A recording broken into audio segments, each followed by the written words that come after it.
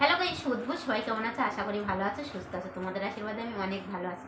আর দেখো, এখন দুপুরবেলা আমি খেতে বসে গেছি। আর আজকের দুপুরবেলায় রান্না করেছে আমার হাজব্যান্ড। আর কি রান্না করেছে তোমাদের সাথে শেয়ার করছি বন্ধুরা।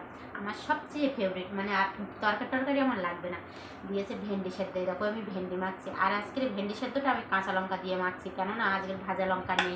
আর আমার হাজব্যান্ড রান্না করেছে আজকের, জানো বন্ধুরা, আজকে আমার হাজব্যান্ড রান্না করেছে। ও আজকে তাড়াতাড়ি গাড়ি থেকে বাড়ি এসে, মানে ও বাজার দিতে এসেছিল, এসে দেখে 1টা বেজে গেছে।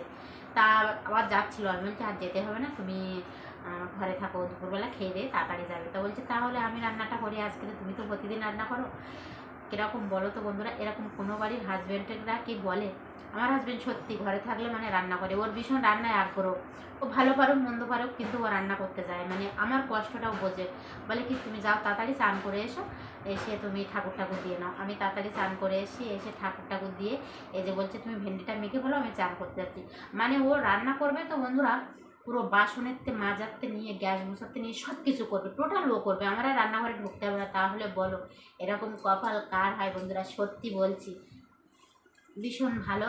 আর কীরকম রান্না করেছে আজকের খেয়ে দেখা যাক। এমনি ওর রান্না খেয়েছি, ও মোটামুটি ভালোই রান্না করে। আর আজকের রান্নাটা খেয়ে দেখা যাক। চিংড়ি মাছ তো, কুমড়ো চিংড়ি মাছটা তো ভীষণ ভালো দেখাচ্ছে, খেতে ভালো হবে বোঝা যাচ্ছে। আর মাছের ঝালটা কেমন হয়?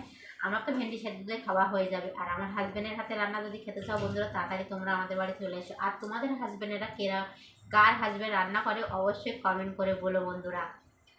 আর শোনো বন্ধুরা, হাজব্যান্ডেরা যদি একটুখানি কিছু করে সেটা কিন্তু অনেক। আর আমার ছেলেও এরকম, যদি আমার শরীর খারাপ থাকে, ওর বাবা যদি বাড়ি না থাকে বন্ধুরা, ও কিন্তু রান্না করে। ও ছোট মানুষ, তবু কি আমার খারাপ হলেও আমি বলবো কি না, খুব ভালো হয়েছে। যত তুমি আগ্রহ দেখাবে, মানে যত উৎসাহ দেবে, তত দেখবে তারা মানে কাজে তত মনোবল পায় তত। তাই বলছি বন্ধুরা, আমার ভিডিওটি যদি ভালো লাগে অবশ্যই একটা লাইক করে দেবে, কমেন্ট করবে, আর ভালো লাগলে বন্ধুদের কাছে শেয়ার করবে, আর একটা সাবস্ক্রাইবার করতে ভুলবে না। সবাই ভালো থাকবে, সুস্থ থাকবে, টাটা।